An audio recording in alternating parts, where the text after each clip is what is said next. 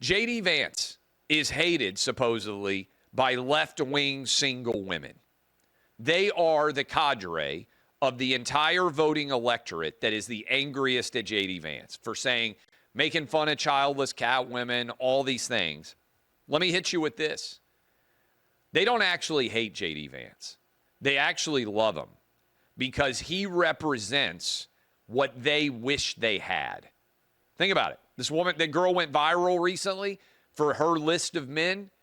J.D. Vance, over 6 feet tall, 6-figure salary, loves kids, has multiple kids, appears to love his wife, has a great job, great education. J.D. Vance is what all of these single women out there want in a man, but they don't have him, so they hate him for it. Theory. They're going to get angry when this gets shared, and they're going to say, yo, we don't. We want a beta male. We want a 5'4" feminist. Liars. You want a dude who makes 6 figures, is 6 feet tall, makes enough money that you can have a family, and if you decide you don't want to work anymore, you don't have to work anymore. Every woman wants it. Every one of them. Now, a lot of them settle. They end up with not that. And that's a credit to men because not everybody is 6 feet making 6 figures. A lot of people work really hard, don't get there. That's what every woman wants. They really want J.D. Vance. And so, when this thing went viral of everything that the girl wanted, and people were like, it's so unrealistic for you to be able to find all of this, I told my wife, I said, boy, you don't know how lucky you are. I've been married 20 years. I said, you got a 6-foot husband making substantially more than 6 figures. It's 8 figures, but, I'm not the kind of guy to brag. You got 3 kids. Means I got a dick that works, sperm that swims. You got amazing sense of humor. Maybe the humblest man in all of media. Bench press 185, 10 pounds, barely even sweat. Super strong, super smart, graduate degrees, 2 of them. 6 feet tall, 8-figure salary. I said, you don't even know how good you've got it. Humble? Did I mention humble? I said, you don't even know how good you've got it.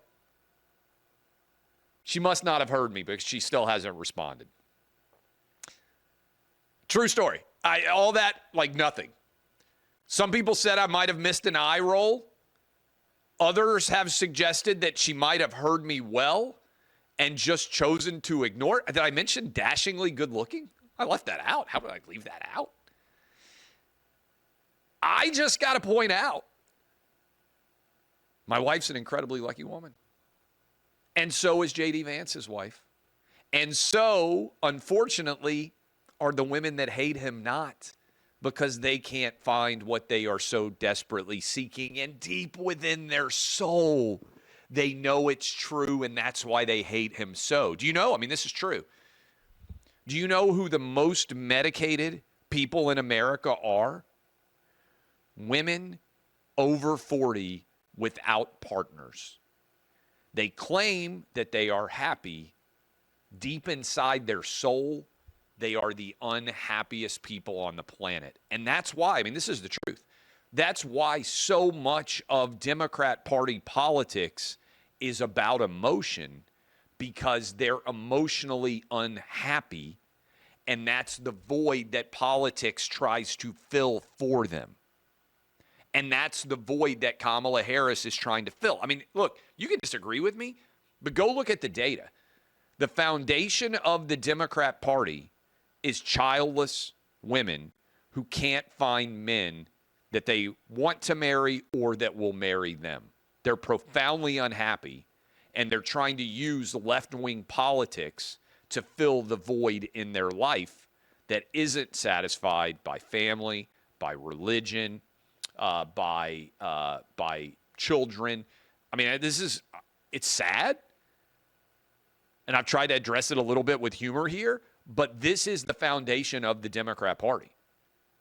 Childless, unhappy women that have tried to use Democrat politics as their salvation. And honestly, this is why they see Trump and now J.D. Vance as the great Satan, because as white men, they have bought into the idea that the reason they're unhappy is because, and I'm going deep psychology and just going right into their brains and telling you, they bought into the reason that they're unhappy is because these guys are evil. And they're not behaving rationally because they are so emotionally broken that that is the worldview that they have established. Now, I'm not letting all men off the hook. I think one of the real challenges we have in America today is lots of young men don't know how to grow into productive men. And they're living at home, and they don't have great jobs, and they don't have a lot of self-confidence. And if you're a woman, you don't want to tie your foundation to these guys because they're aimless, they're drifting. You don't see them as worthy of investment. Really, that's really what marriage is at its most basic level. It's the most important investment that most of us will make in our lives, because who you pick as your life partner not only likely leads to the children that you'll have, but it's basically like, who are you in the bunker with? Who is your life partner? Who's got your back? And what can you create together? And there's lots of women out there that are actually having success. They're graduating from college. They're having a good career, and they can't find a man that they want to invest with. And that's the indictment of men. And I think one of the profound challenges that men have is what it means to be a man has so been attacked.